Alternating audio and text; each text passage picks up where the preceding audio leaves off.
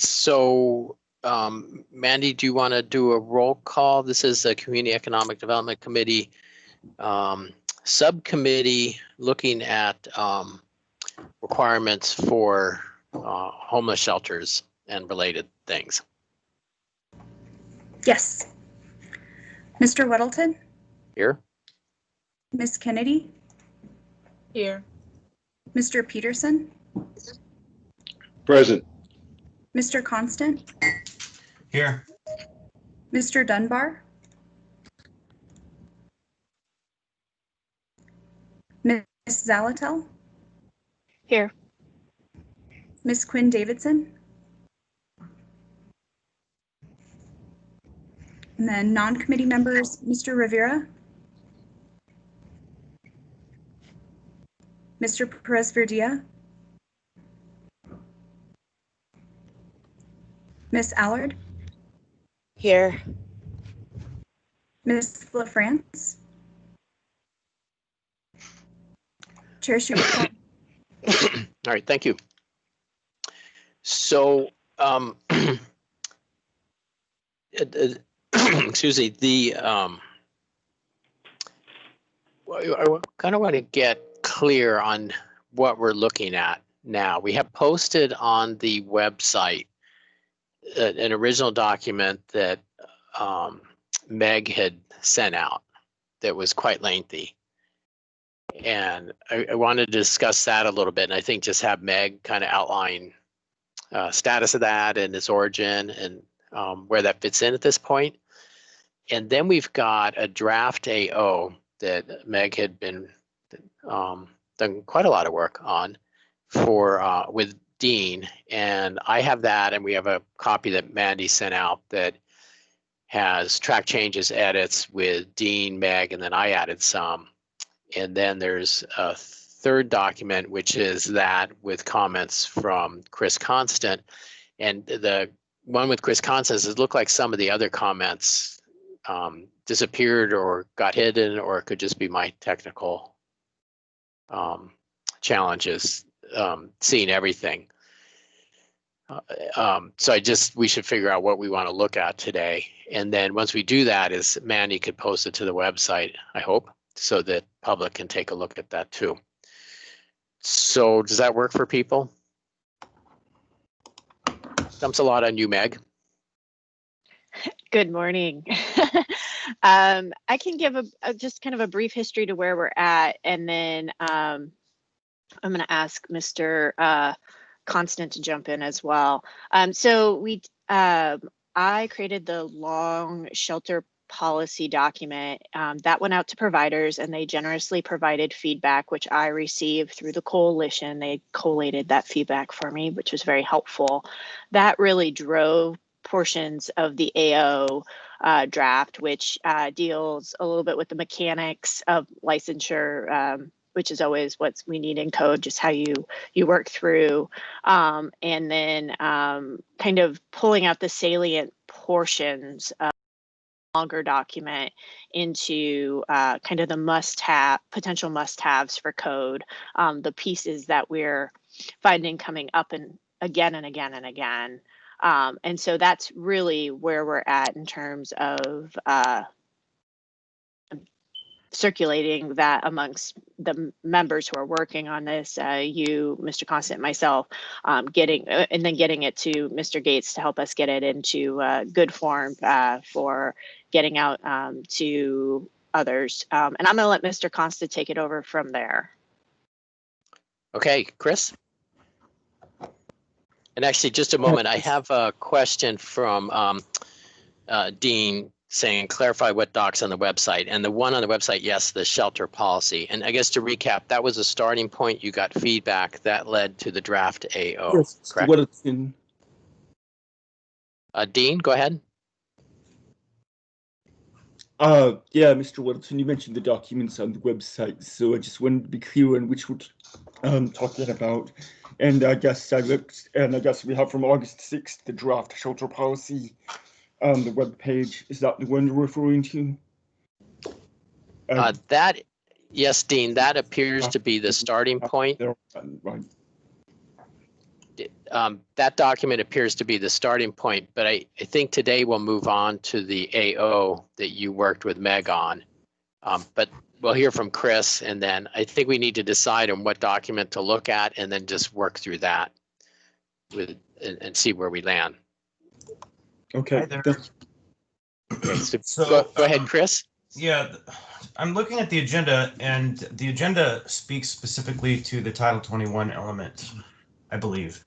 And so, which is different than what we had been talking about. But so Michelle McNulty sent out a PowerPoint, I think. And Michelle, were you prepared to have a discussion on that today? Through the chair, yes, Mr. Constant, I am. So what I'm going to do, Mr. Chair, if you're okay with that, is I'm going to do a brief discussion about the AO and where we stand, and then shift this back to you to shift over to Ms. McNulty, because the presentation is quite thorough on the conversation about Title 21. So let's use the time wisely with the pros who've done that, if that's okay with you. I think that's a great idea. Somehow I missed the missed that. So if that was emailed, it flew by me. So It just apologize. happens. So Yeah, now but I let's think flip back that's fine. to the AO. I see a question from Lisa. Is there a draft of it? No, there isn't yet, because we collectively, between John, Meg, and myself and Dean, are still hammering over the initial language. And while a copy of it may circulate somewhere, it doesn't match anything that we are intending to do at this time, because we're wrestling over the fine points now. So it should be done probably within the week. We are going to do our best to balance the need for some kind of structure and order to be applied to the operation of these businesses within our non-PLI zones. We started looking at both the cannabis or marijuana licensing regulations, and also Dean has wisely brought in some of teacher licensing and other elements. And the intent is to not be so restrictive as to make it very difficult to comply, but also it is intending to ensure that there's a clear standard established for what it means to operate one of these safely. And that would include, similar to what we did with cannabis, a neighborhood plan of some kind and an operating plan that would be submitted. You know, we've gone back and forth. Should there be licensing fees? And I think we're going to settle on no, we should not be charging money to shelters to try to operate on behalf of the city. And there are a number of various elements within it that we are still kind of narrowing down. So as soon as we have that item ready for sharing and review, we will be prepared to move it forward. First, though, we intend to move it to the Department of Health, or the Anchorage Health Department, to make sure that they understand and have their framing and shaping of it as well. And so that's where we stand. I think if there were a draft AO right now, there would be 3 different draft AOs, because we're working to, or 4 with Dean's input, pull them together into a unified document. So we're not there yet. And I think it's a perfect time to let Michelle take the lead. Okay, let me beat on that a little bit more before that. So, and I think that's fine. Meg, I mean, what's your sense? Do you want to wait on this AO? Because I mean, it is kind of what Chris has said. You know, as I look at it, we've got 3 versions, and they're all pretty much still in play. And I was game to look at it at this meeting, but I noticed with Chris, I totally glanced over the Title 21 aspect. So, your thoughts, Meg? I agree with Chris. Okay, that's fine. So, Michelle, can you email the PowerPoint? Then I could look on my desktop, because I'm watching my phone for you know, a comment for requests to speak in the chat. It's hard to do both on my phone. I just sent it out about 5 minutes ago, maybe 10. Through the chair, it's posted on the committee webpage also. That will be perfect. Okay. I'm gonna pull it up on my screen so I can share my screen. And It is a lengthy presentation, but I'm going to start off with saying that I don't intend to go through each slide. A lot of these are just on the presentation for quick reference, so we should have plenty of time for conversation. So these are the slides that this body and everyone attending these meetings have seen in the past that just get us kind of contextually aware of what we're doing here, why we're here, what's the issue we're trying to solve. Broadly, you know, we have an issue where homeless shelters are only allowed to one single zoning district, which makes it really hard to provide additional beds. This is a map that demonstrates what we have in the B3 zoning district versus the PLI zoning districts of land availability. And so B3 is the most common non-residential zoning district in the bowl, and therefore makes sense that if we were to add this category in another zoning district, it would be B3. These are some definitions. This is the conditional use process now. I won't go through each. These are the approval criteria.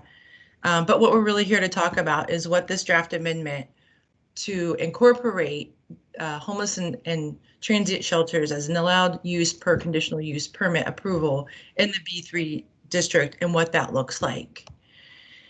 So the first change that the ordinance will have is just simply adding a C to the homeless and transient shelter line under B3. And then this would make it both an allowable use as a conditional use in the PLI and the B3. And then the second part of this is amending the 2105-040 community uses, the definitions and use specific standards. And I do want to make it very clear that the intention is that these use specific standards would apply to homeless and transient shelters and both in the B3 and the PLI districts. The objective of the use specific standards that go into zoning really need to ensure that they support and protect users.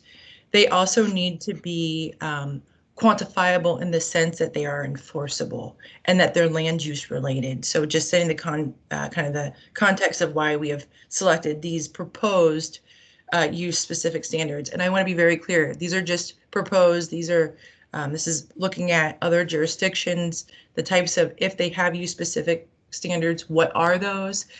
This is not a comprehensive list. This is just, you know, something to discuss, and we're open to suggestions on modifying these and adding or deleting. So maintaining a 500-foot separation distance from other homeless and transient shelters. That is to not strain a certain area from having a kind of a convergence of too many services. It shall be provided within a half mile of transit route, giving users of the facility the opportunity to have a transit opportunity to get to other appointments and things that they need in their everyday life. Provide interior space for support services. So think about like intake procedures, security screens, and other assessments. Secure storage facilities for both personal belongings and bicycles shall be provided on site for guests. Outdoor space for guest use with adequate screening to protect guest privacy shall be provided on site. And the last recommendation is trash cans shall be provided and maintained around the perimeter of the facility. Any trash receptacle facing a public right-of-way or neighboring property shall be screened from view. I have not included in this list anything referencing the license, and we can talk about that as we talk about schedule. And part of the issue, and I think that we'll really be able to get to this as it looks like that this group has a clear path of what they're scheduling for the licensing AO looks like. While these two things can go separate, so the Title 21 amendment and the licensing, at some point they need to converge so that when this Title 21 amendment gets to planning and zoning, which is the first review it will go for, they'll recommend it for approval for the assembly to have final approval. At some point through that review, if we reference that there's a license requirement, there are going to be a lot of questions and likely want to see what that license includes to make sure that as a package, all of the concerns of the community are being met either through the conditional use permit standards or the license. see that Assemblywoman Zelatal has a question. Do you want me to stop or do you want me to keep going and ask at the end? No, I think we have time. Go ahead with the question. Thank you, Mr. Chair. Thanks, Ms. McNulty. On the timing there, when you say that the Planning and Zoning Commission would want to see something with regards to the license, if the licensing is mentioned, do you mean passed in draft form? I'm just trying to get a better sense of how these will work and move together. Our timeline is flexible enough and can move, however, to accommodate the planning and zoning process because it's a bit more prescriptive. Just draft form would be fine. Thanks. And actually, I think as we move to the slides, it demonstrates better how this all can align. So this is just a brief overview of what the Title 21 text amendment process looks like. And as Ms. Zelatal just referenced, it is very prescribed. So it can be initiated by any review or decision-making body. So it can come out through assembly representatives that want to sponsor the AO or through the administration. It does need to be in ordinance form. So while I've just showed you what the kind of in a PowerPoint, that would be brought into a formal AO appearance. Typical to most of our reviews, we issue a case number. The application gets uploaded at least 21 days prior to a public hearing. And then it would kind of get drafted out to not just reviewing departments and agencies, but also to the Federation of Community Councils, so that each individual community council is aware that this change is being made globally to Title 21. The Planning Department collects public comment through various means, through emails, City View portal, mailed or hand delivered, and then telephonically. And then like any other case, we will provide a staff report with recommendations and any necessary changes that come out of that list of those comments. It will be heard at the Planning and Zoning Commission as a public hearing. The commission will make findings of facts. They will make a recommendation to the assembly. And then this will move on to the assembly, who will have the opportunity to take the final action. All in all, this is about a 6 to 9 month process. 6 months if everything goes perfect and it's not a contentious issue. So I suspect this has a lot of room for community conversation. So I suspect we will see this on the longer end of that. I'm going to skip over this and go back to it. I know that we kind of want to converge on, there's some issues that we need to work out from the planning and Title 21 and then also the health department. But I'm going to go back to this. I know Heather Harris and Nicole Lebo from the health department are here, but so I'm just going to we can go back to this later. So kind of the recommended course of action is working in concurrently as we are getting the ordinance, the Title 21 ordinance together at the same time. The CEDC working group can be putting the development license process together, taking that out to the public to reach the appropriate departments and stakeholders specific to the licensing. I did not update this. I actually had this prepared thinking we were meeting last month, but if we were to press go on this, tomorrow and release a public hearing draft, originally we thought we could be at planning and zoning in December, but at this point it's likely to be more January or February. And so we really want to be able to bring in those draft license requirements about 2 weeks before that public hearing, which would give the community an opportunity to review that, and also the Planning and Zoning Commission, so they can understand what's being addressed in that versus the use specific standards. And then at the same time, we can be completing our Title 21 amendment process, which is going through the assembly and then completing the licensure process. And they very well could end up at the assembly for final approval on the same public hearing schedule. And that's all I have. Okay, thank you. Sorry, I'm looking at it a bit. Okay, so nine months. Was that to the very finish line, like to the assembly?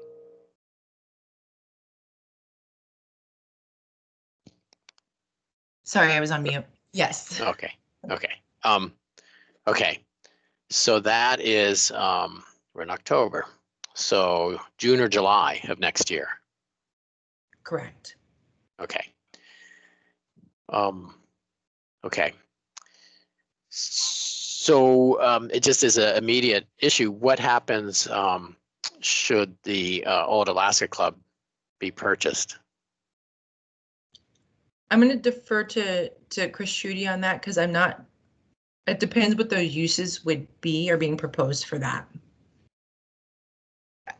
I guess my understanding is that if it's not being used for a homeless shelter, there are other things that have been proposed that are allowed already by code.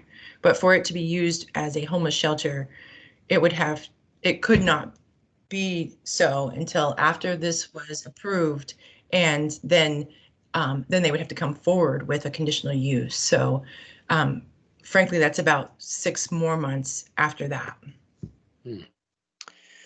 So it's a while. Okay, because that's kind of an immediate thing coming up. Mr. Schutte, do you have any comments? Thank you. Through the chair, Michelle nailed it. Some of the uses that have been identified for that building are currently allowed by right and would not require modifications to Title 21 portions or a particular overnight function would. Okay. All right, thank you. So Meg, go ahead. Thanks. So the timeline we had put forward, which was a guide, certainly, because there's other things that pop up. So I just want to flag that.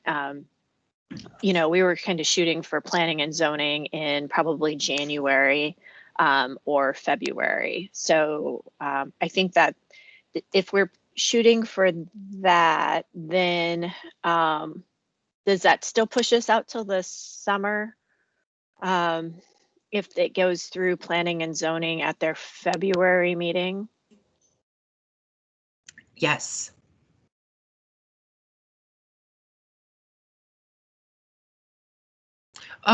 Sorry. I'm waiting for Meg to follow up. So, I was digesting because I Okay. didn't expect a yes. Yeah. It does, because after that point, then we will be into step 4, the text amendment process. And that's an additional number of months after planning and zoning. Michelle? So, Meg, I want to make sure I understand your question. For the text amendment, you're talking about for the Title 21 changes? Yeah, so if we bring forward something for planning and zoning to approve with regard to Title 21 in February, where if that would put us at step 3A, so then it's another several months to complete steps 4 and 5. Yeah, for it to get to the assembly. So what happens between planning and zoning, they make their recommendation, and then it actually, the assembly resolution, or the AIM and the AO have to be generated. And there's usually about a 2-month period before it gets from planning and zoning to the assembly. And that's even when we're really, bird dogging it and making, putting a rush on it. And it's just a matter of the process of how it has to go through the different systems to get loaded and reviewed and approved. Okay, that's helpful to know. So this step 4 is at a minimum about a 60-day process. We have some folks who don't typically do Title 21 work with us in this process, and I want to make sure I understand and that everyone's really clear on the timing. Right. So about 60 days there, and then it would come before the body. And then after that, any provider that wanted to operate a homeless and transient shelter under the license and ordinance would then, in B3 in particular, would have to go through the conditional permitting process, which is another 6 months. Correct. Okay. Thank Correct. you. I might put together a timeline just to keep it all straight. Thank you. Great. And then in the interim, I don't want to confuse the situation, but in the interim, anyone wanting to move forward with the conditional use in PLI can do so under the current regulations as they stand today. Got it. Thank you. Okay, thanks. Chris, you had a question? Yeah, thank you. Not so much question, but back to the previous topic on timelines for actually getting the Alaska Club into function. Should it be finalized and ready for occupancy, then there are other tools in the code that can bring it online as in advance of this process being completed that won't threaten this process. And so that would be a conversation between us and the administration when we get closer to that time, and not something that might be palatable to some, but there are sections of the code that would allow that building to be used in an interim basis. Okay, thanks. Okay, so we have the B3 process. The question is, Michelle, what is the Planning Commission doing for public input at their meetings? You know, how are they doing it? Do they have in person? Is it we call you like we're doing at the assembly? And are they prepared to have several nights of public hearing on this, should that happen? They are doing virtual, so we are not holding at this point. We are not having in-person meetings. So let's go with worst case scenario that we're still in the operating as we are now. They're operating in the same platform that you are, where we take names, we develop a list, we call the public testimony folks, and as far as if they're prepared for, they have several months to do so. And yes, I mean, I think if we recognize that this is going to generate several weeks, or several nights of testimony, we can prep them for that and make sure that they're aware well in advance to make sure that it's not a problem. Okay, we learned a couple of months ago, that the Planning Commission is far more popular than we are. So get ready. Yeah. And it's good. I mean, this should warrant a lot of discussion, I think. But we should be very prepared to have huge amount of information on exactly what we're talking about as early as possible and be exhaustive on it. And 9 months seems frustratingly slow, but we can't rush this stuff. We have to get information out. I think what we learned is a vacuum of information on our earlier effort created a huge challenge for everyone. And we don't want to repeat that for the Planning Commission. Right, and we also have the, we do have the ability to hold work sessions with them. We don't typically, except for very, when we do plans, large plans, or very complicated text amendments like this. So this would be in the realm where we could have a work session with them prior to the public hearing that would also help streamline some of that in prepping them. Are you doing the work sessions at the LUSAC, and are they like on online? People can watch them. So we haven't had one since COVID, and our new operations have began. But yes, I would suspect it would be similar to they would do it in the LUSAC in the assembly chambers, and we would have it available virtually. And we've also contracted with Channel 9 and are also holding them on the public television channel, just the same way that the assembly is doing, to make sure we're reaching the broadest group. That's excellent. Good. Thank you. Meg, go ahead. Thanks. So I know that the potential use specific items were draft. Are we getting to close on the Title 21 side where we could start to see this wonderful work in the PowerPoint turned into an AO, given that the length of the process to work through planning and zoning? Yeah, actually, after we get feedback from this group today, the intent was that we would put that into a public draft ordinance and have it hit the streets. So by hitting the streets, I mean, sending it out to the community councils, all of the community councils, making it available on our website. We're only required to do 21-day public notice for text amendments, but obviously this one will generate a lot of conversation. So we'll likely do no less than 45 days, but a 60-day public draft, and then hold the public hearing from that date. So 60-day public draft, that would maybe miss the December P&Z meeting, depending on what date it hit. I was just thinking, you know, we have a November committee on homelessness meeting that we could go through what the site-specific, use-specific, site-specific standards are. Use, thank you. And kind of make sure that we've, you know, had the opportunity to walk through them again in the AO form. And then of course there's, you know, the subcommittee meeting, but I wouldn't mind bringing it into the committee to have that conversation in November. So Meg, what I anticipate is that this will be ready in draft form to be available to the public by the end of the month. So let's say November 1, that would give us all of November and December for those 60 days, which lines up with the January public hearing at Planning and Zoning Commission. Okay. Yeah, okay, that's good. That starts to put at least, you know, I love a deadline. So it starts to put a firm bracket on it. Yeah. Thanks. Okay, so Meg, you see this going to the homeless committee at that point? It seems that since, you know, the use specific standards, you know, I think it'll be a good opportunity to have a conversation about those in conjunction with where they overlap.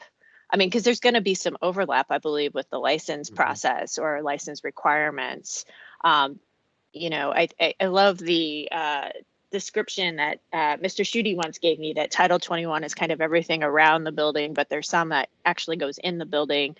And so I think there's enough of an overlap that we can take the time either to dig in that way, or we can have another subcommittee meeting. I think that doing it through the committee will probably reach another level of stakeholders that may not be tracking the subcommittee, or the public who want to give input or hear what's going on. Through the chair, actually, I would welcome that, the opportunity for the planning department to attend that and participate. They're very much a stakeholder, and that would be, I think, very reasonable and appropriate prior to planning and zoning. I think that's a good idea. And, you know, from the provider's point, and there's at least one or two listening in here, is, I mean, maybe at that homeless committee, provide input before that AO is written and say, what would be good? What should be added to that for requirements? I mean, here we have 6 in front of us, and perhaps there's more that would be worthwhile. I don't know. Does that make sense? If I might, I'm in the queue there. Yeah, go ahead, Chris. So I think that, no, we should get the draft of the Title 21 changes crafted into a document by the end of the month and introduced. We can, as that draft is prepared, have circulation of that part of it without the licensing to the providers that are wanting to be part of this conversation. And I think when we do come back to the committee, that should be the time at which we are prepared to merge the two conversations into a holistic conversation about, here's the land use and here are the licensing elements. And so the subcommittee should keep working on the licensing requirements until we get to the point where, generally speaking, we have alignment with the administration and input from the operators. And then, because we need, by the time it lands at the PZC desk, to have a draft version that's kind of generally palatable of the licensing, they'll be together and we will have talked about it. So I think that's the way that these lines are going to come together, or should at least. And so when we do come back to the whole committee, we should be prepared to talk about both items as a whole. So Chris, on your timeline, so November 1 will have the Title 21 ordinance. It's so the licensing stuff you envision at November 1 time? I think we probably can. I mean, we have our 3 versions or 4 with Dean's inputs that are going to blend into one. Then we're going to send it to the department for their review or preview. And then I think in 3 weeks, we can get to the point where we have something that's shaped up to reasonable. We could do one more subcommittee meeting there before the whole committee, or we could do it at the CEDC. This isn't CEDC. That would be the homeless committee, the licensing stuff. But again, I think that's the time when we can start to pull these documents together into a quilt. Okay, so this is October, so we could have another subcommittee, this committee, well, in 2 or 3 weeks, or even mid-November. Okay. Exactly. And so these converge pretty well. November 9th, Meg posted in the chat. So is, I guess, the next homeless committee date. So let's the next homelessness committee is the 18th. I was going to say we could start our quilting about November 9th. Okay. That lets us get through the work sessions on the budget and some of the other stuff. So Meg, you're saying at a November 9th subcommittee meeting, we'll have the Title 21 AO, and then talk about how that would mesh with licensing. Yeah, both proposed AOs, and talk about how we crosswalk them and start that conversation, and then get ready to dig into it on the 18th at the committee. We have one thing on the agenda, so it won't be the whole meeting, but it can be a good portion of it. And I think, Mr. Chair, that what we also want to do once we get review back from the department is have another subcommittee meeting that is with the providers, real open. Here's what we're working on here. We would like your input, and by the 9th, bring it back to us. Okay. Okay, so there's a good question. We have in the text from Lisa, when would providers be brought into the discussion? I think providers would be happy to be involved in crafting a discussion around the framing of the AO. And that's good. I think without the providers, we're kind of, I don't have the expertise. So if I could just for a moment then address that. We have, regarding the AO, so we've got essentially 2. One AO is this one that Michelle's done this nice presentation on, that is the Title 21. And then we start off the discussion on an AO that is focused on the licensing. And that is extremely crude right now. And I was kind of batting them around this morning before the meeting, and we've got one version that Meg had been working with Dean on, and they had a substantial back and forth and track changes, and I'm sure perhaps other discussions. And then that was sent to me, and I have substantial track changes on that. And then Chris got it and had quite a number of comments too.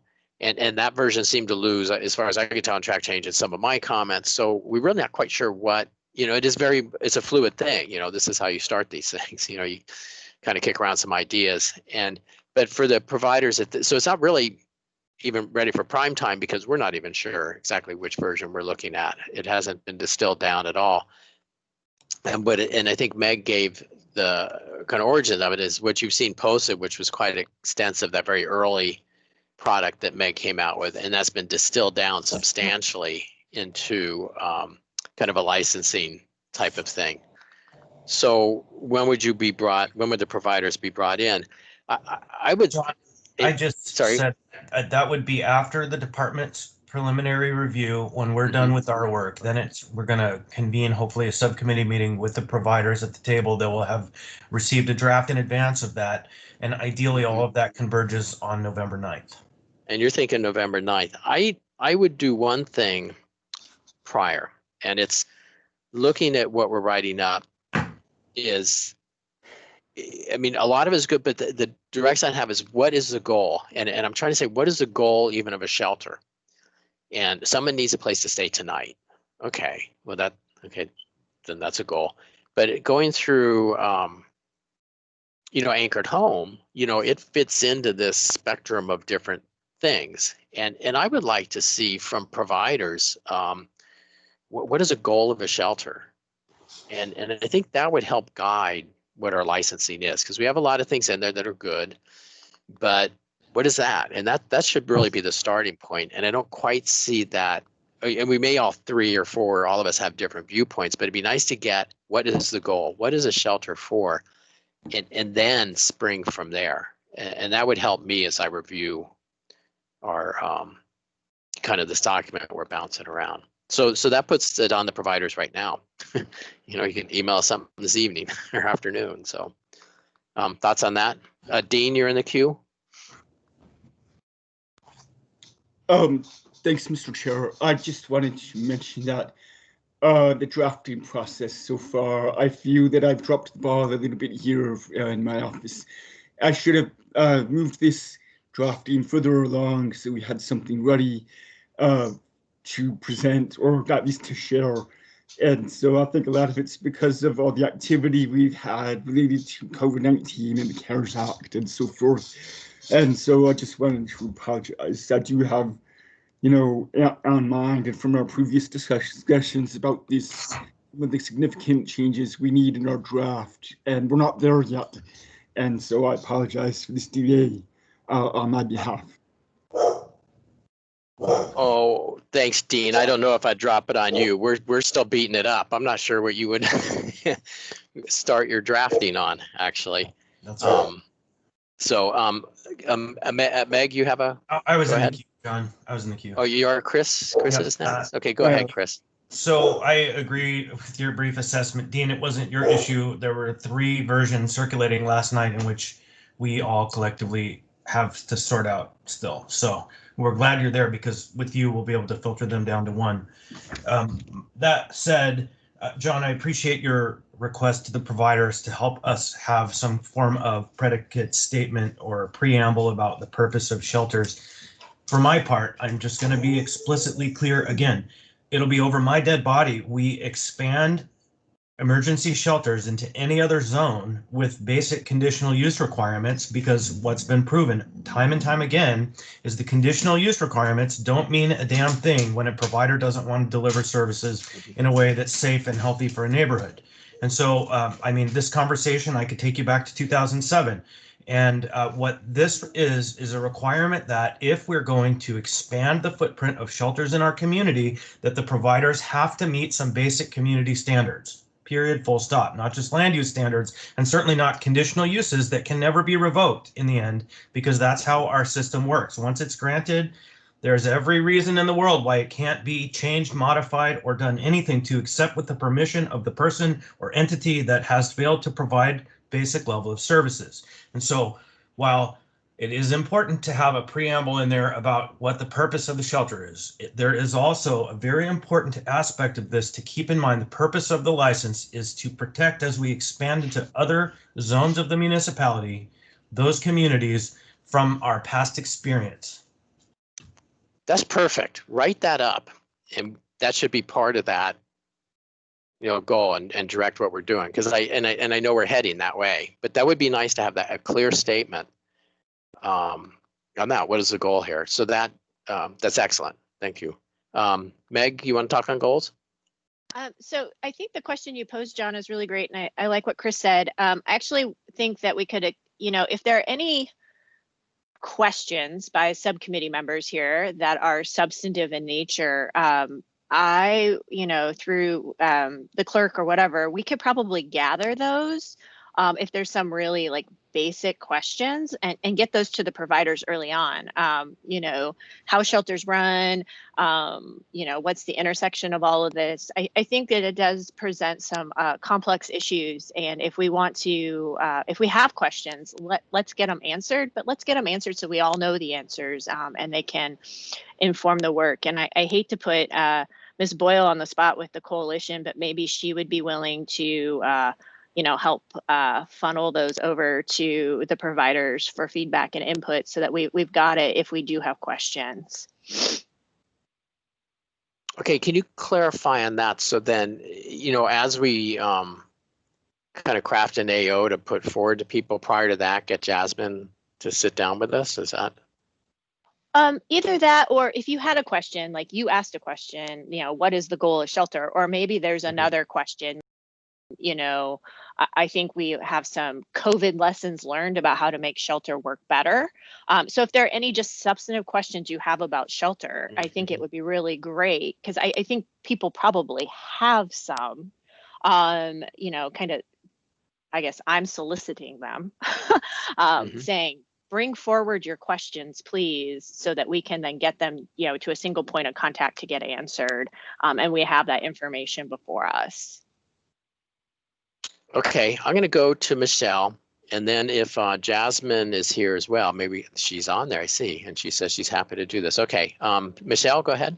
Hi, through the chair, I just want to maybe offer that we take about 5 minutes and let Heather Harris speak to some of the perspective from the health department. I think as we talk about framing how the ordinance for the licensing goes, that the health department may have some things for consideration that should also be put in that context. Okay, that's good. And then I'd also give a chance for Lisa and Jasmine to chime in too. So go ahead, Heather, are you here? I am. Thank you so much for the welcome. opportunity to connect. Thank you. I appreciate the conversation around timeline and being able to provide a good comment period and feedback to make this a strong process overall. And I'm grateful for the opportunity for the health department to be part of that process as we move forward. And I look forward to just more conversation around that timeline and how to really kind of move this process, as well as other projects that are a priority for the municipality and for our community forward as well. As far as kind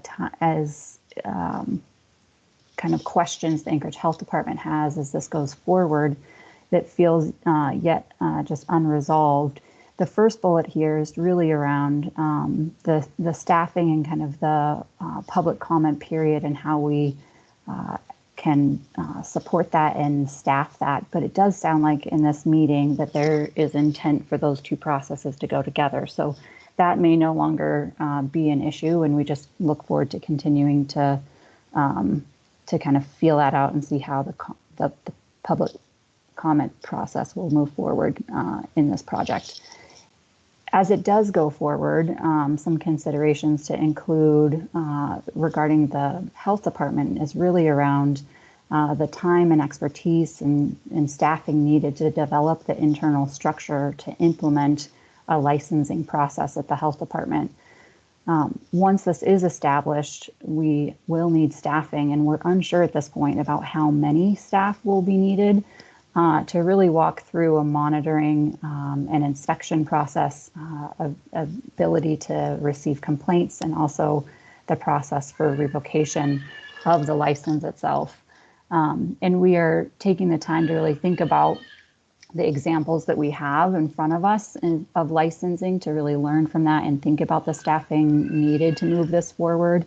And as we look at the licensing process at CEDC, working with entrepreneurs, we really recognize that that is a group of people that are really willing to make a significant upfront financial risk to obtain the license itself, but still willing to really dive into that and learn from CEDC and how they move that forward. We also are looking at the childcare licensing process where there are where standards are provided and we give them the support. And then the state is also providing quite a bit of money and for training and supports as that moves forward. And so again, as we look at both of these options, there is a financial incentive tied into this process. And so I just want to highlight that and the importance of it and think about how we move that forward. And as we think about at the Anchorage Health Department about how we strategically grow the capacity to meet the health needs of Anchorage residents, we understand their financial constraints in place at this time, and we're struggling to see where those funds come from and recognize that it could be a pretty large amount of money to be able to do this process well. And so we're just wrestling with that and happy to continue to be part of that conversation as it moves forward. And looking forward to really meeting the goals and objectives that we're all trying to reach. So thank you for the opportunity to speak. All right, thank you. So I think Heather, in our talked a little bit about budget yesterday, and you have some proposals, I think, for your department that already connect with this. Is that right? We do have, we are standing up a department, or not a department, but a work group around homelessness in our community, and providing support to some of the facilities that are moving forward. But it is not in the structure of a licensing requirement, and thinking about that in the broader scope in our community either. Okay, so substantial resources would be one full-time employee or many? Which? No, we're thinking many. I think as we look at the examples of the CEDC in a process that is already quite established, and again, working with individuals that and businesses that have a pretty significant investment and interest in putting forth that initial financial burden and time burden of the licensing process. And so it feels like a very different, or still plenty of things to draw from, but a different approach at the CEDC. And it's my understanding, and I think probably somebody on this call can correct me if I'm wrong, I think that they do have a full-time staff person dedicated to that work, and that might be more than one full-time staff person. And so as we think about it in this new context and what it might look like at the health department, one would definitely not be sufficient. As we look at the childcare licensing process, which is much more around a supportive nature and really working with providers to have a strong, healthy service to our community, which I think is much more in alignment with what our goals are here with the homeless shelter licensing option.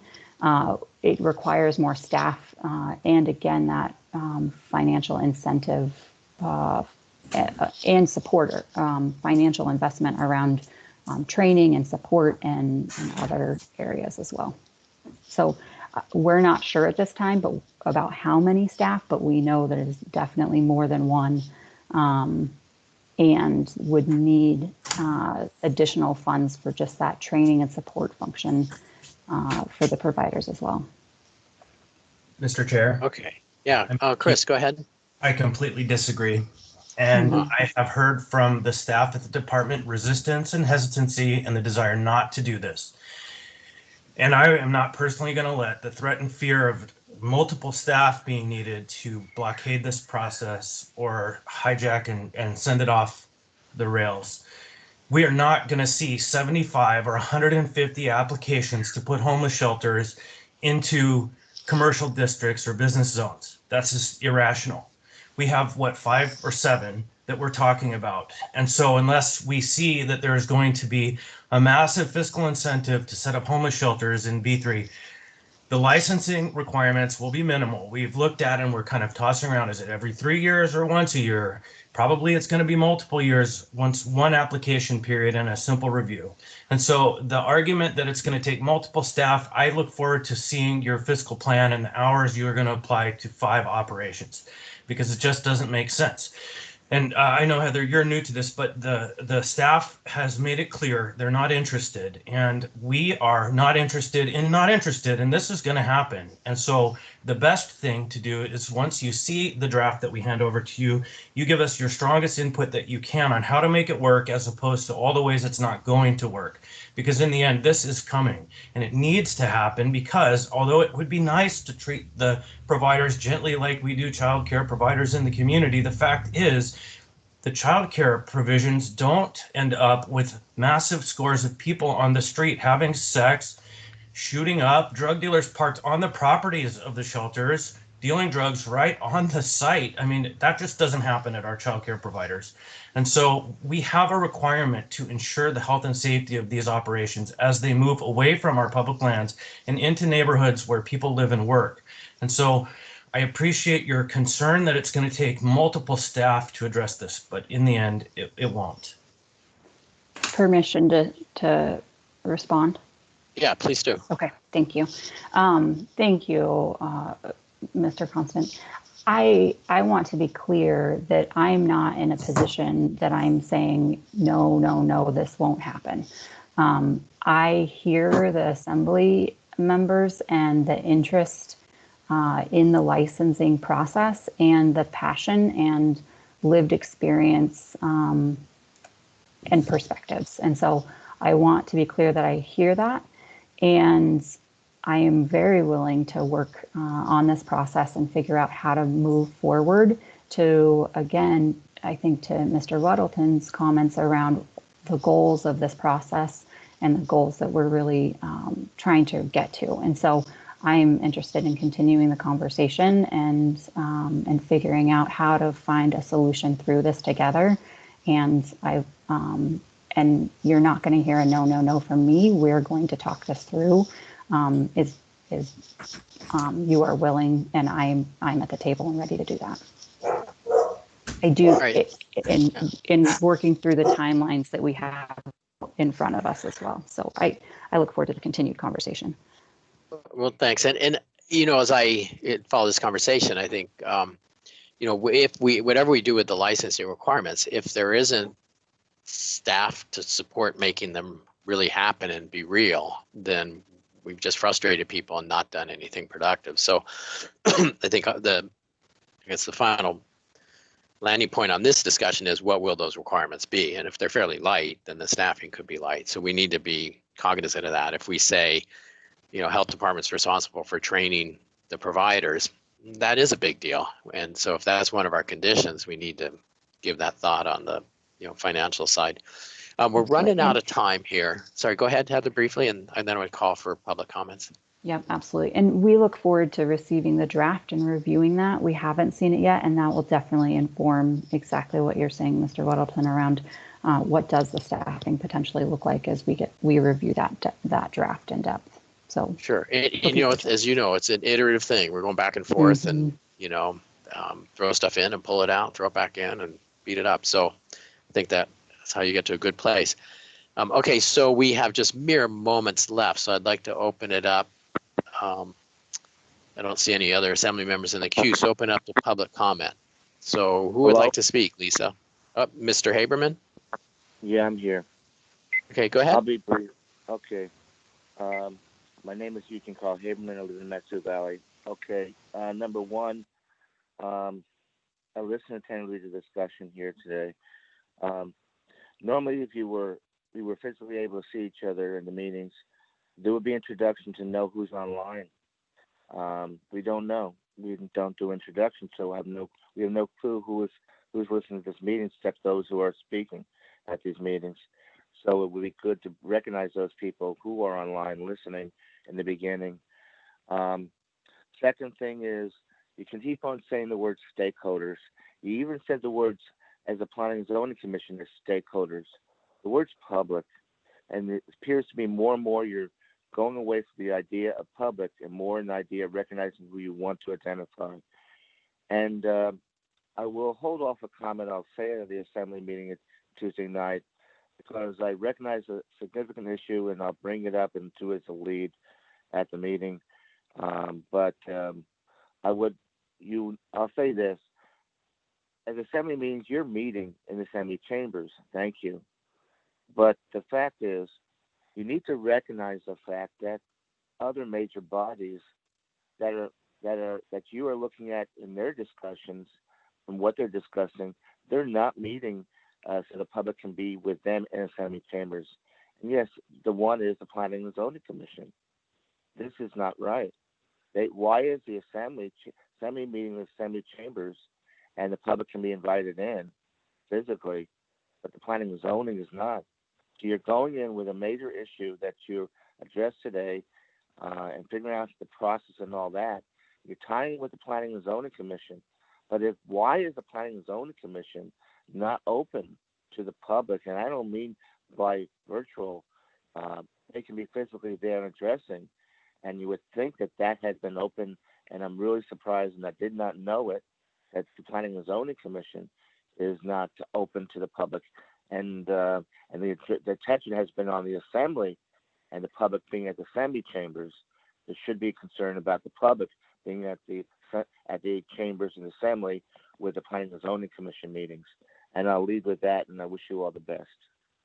All right, thank you, Mr. Haberman. So we're kind of at our time.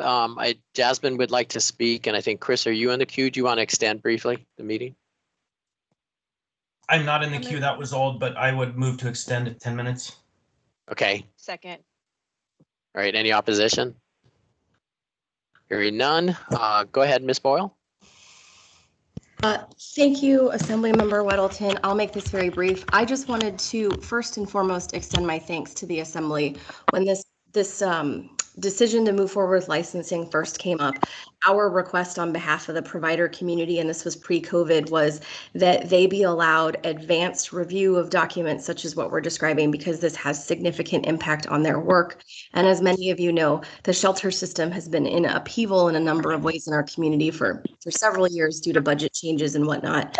So first, thank you for looping us in and helping us get to the providers and making sure they're aware of this. Many of whom on the phone or were on the phone a few minutes ago. The other piece I just want to clarify is the faster we can get this to them, the faster that we can give them the ample amount of time. I know that you're all aware of this, but I would be remiss in my responsibilities to just not repeat that, you know, with the pandemic currently unfolding, with the additional attention we have from HUD and the CDC in regards to the recent COVID outbreak, and with the fact that every year the shelter system is very much overrun in the winter months, the more we can do to proactively engage the provider leadership and give them adequate time to think about how this is going to impact their capacity and their ability to manage their clientele, I think is really important. So thank you for continuing to do that. And my only request is that we keep on the train that I heard about throughout the meeting today. And I do believe that if folks are not aware, we meet with all of the shelter leaders in Anchorage every other week. I'm always very happy to have that vehicle available to the Assembly. The Health Department joins us, as does Nancy Burke. And so just bear in mind, in the back of your mind, that that's another opportunity to connect directly with the providers. Okay, good. Thank you. Any questions from committee? All right. Any other comments from the public?